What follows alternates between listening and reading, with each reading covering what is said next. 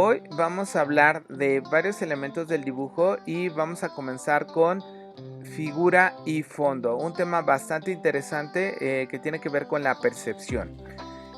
Para esto vamos a definir a la figura como un elemento que existe en un espacio o campo, destacándose en su interrelación con otros elementos.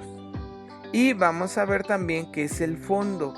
El fondo básicamente es todo aquello que no es una figura. Es la parte del campo que contiene elementos interrelacionados que no son centro de atención. El fondo sostiene y enmarca a la figura y por su contraste menor tiende a no ser percibido o no ser emitido. ¿A qué voy? Les voy a poner un ejemplo. En esta hoja estamos hablando que es una superficie. En el momento que yo pongo un elemento, en este caso, se convierte en una figura. ¿Qué es lo que pasa? Yo aquí le voy a poner color negro. En este caso, este punto, en este momento que yo ya lo crecí, lo convierto en un círculo, se convierte en una figura. Y lo que es el soporte que lo sostiene, que en este caso es el fondo blanco, se convierte como tal en un fondo. Entonces ya tenemos dos elementos, una figura y un fondo que es el blanco, que es el que lo sostiene. Para esto vamos a comenzar con figura y fondo y cómo se considera. Bueno, el fondo y la figura comparten el mismo límite visual. ¿Qué quiere decir? Que no sabemos perfectamente en dónde termina lo que es esa figura o en dónde comienza ese fondo, ¿ok? Por ejemplo, estas divisiones no podría yo definirlas si es el límite del fondo o el límite de la figura. Es por ello que podemos tener al mismo tiempo dos lecturas diferentes y complementarias. Esto en su construcción. Nunca los límites pertenecen a ambos campos, siempre pertenecen a la figura. El fondo, como ya lo habíamos dicho, pasa por detrás de ¿qué? De la figura. No confundir con la afirmación anterior. ¿Qué quiere decir? Que siempre vamos a percibir visualmente que el fondo está atrás de la figura. Ahorita vamos a ver unos casos donde no aplica tal cual, pero la percepción visual siempre es esa. Toda superficie rodeada tiende a convertirse en figura. Lo restante actuará como fondo dependiendo del grado cromático de cada objeto. ¿Ok? En este caso los cocodrilos se convierten en una figura. La figura es por lo general cuando su destino es ser entendida independientemente del fondo. De menor tamaño, el fondo es más grande y simple. ¿Qué quiere decir? Nuestro cerebro siempre intenta buscar figuras. En el momento que las encuentra, le dan un sentido a todo lo demás como de un fondo. El fondo puede percibirse como plano o un espacio simplemente. Percepción. Figura y fondo, de lo que hemos estado hablando ahorita. Cuando vemos una imagen, nuestro cerebro intenta organizar lo que vemos en base a figura y fondo, lo que les comentaba hace un momento. Siempre intenta ver cuál es el elemento principal y cuál es el elemento secundario, que el secundario vendría siendo nuestro fondo. Ahora bien, fue el psicólogo danés Edgar Rubin uno de los que comenzó a estudiar el fenómeno con su famosa copa de Rubin. Aquí en este ejemplo, chicos, depende de la interpretación visual que le demos. Podemos estar viendo una copa como figura y un fondo negro, o podemos estar viendo dos rostros de color negro que se convertirían en la figura y el fondo blanco como tal, en un fondo. Entonces, si se dan cuenta, aquí ya entra un segundo elemento que es la percepción. Las figuras de Rubin son reversibles, ofreciendo alternativamente lo que era fondo como figura y a la inversa. ¿Ok? ¿Se acuerdan que les decía que el cerebro intenta buscar figuras? Y una vez que encuentra esas figuras, a lo demás lo denomina como un fondo. Pues aquí tenemos, en este ejemplo, pues podría ser una vela, ¿no? Aquí viene esta parte de la vela, aquí lo que es el fuego. Pero también podemos sentir que son dos rostros, dos narices de fondo negro. Entonces cuando yo percibo lo que son estas dos narices y los labios y la barbilla, entonces yo le doy a este elemento negro la capacidad de figura y al elemento blanco la capacidad de fondo. Igual pasa con las copas, ¿no? Hace ratito vimos una, aquí vemos una cantidad de copas.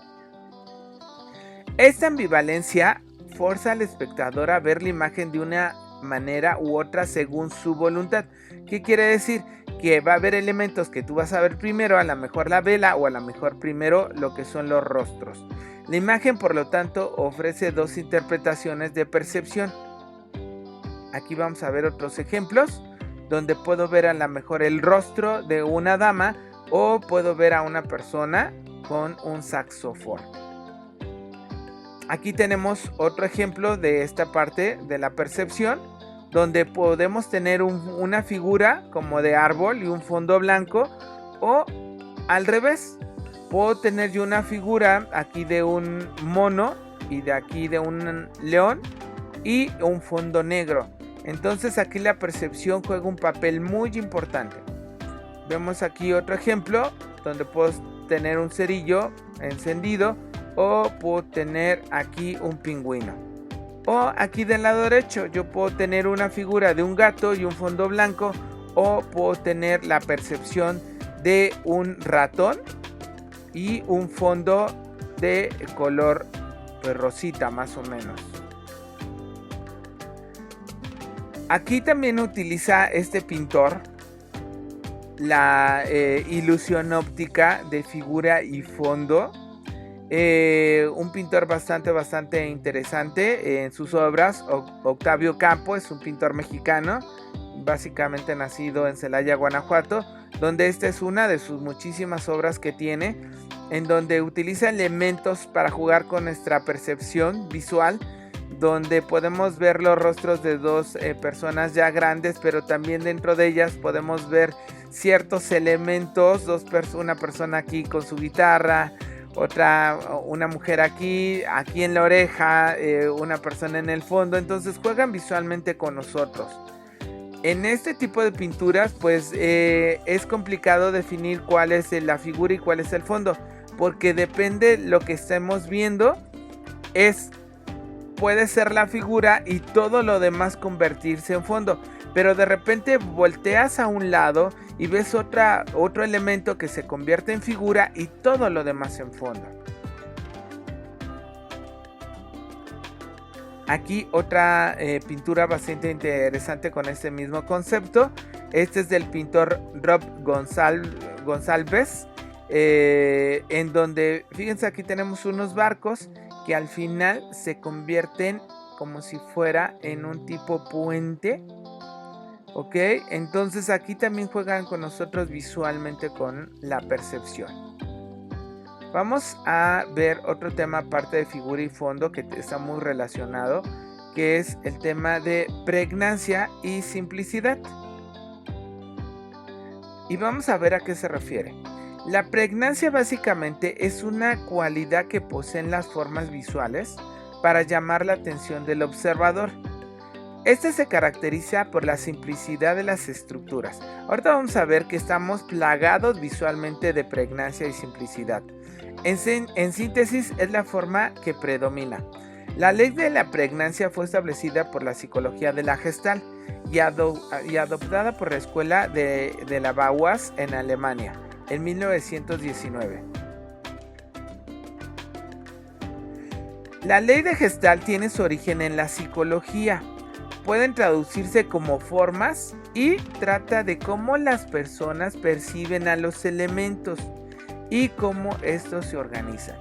La teoría de la Gestalt fue gestada a principios del siglo XX por el psicólogo alemán Max Wetterman como la línea de la psicología, dando mayor importancia al entorno social y cultura. La ley de Gestalt tiene su origen en la psicología. Pueden traducirse como básicamente formas y trata de cómo las personas perciben los elementos y cómo se organizan. La teoría de la Gestalt fue gestada a principios del siglo XX por el psicólogo alemán Max Wetterman como la línea psicológica, dando mayor importancia al entorno social y la cultura. Se trata básicamente de uno de los principios fundamentales de la percepción.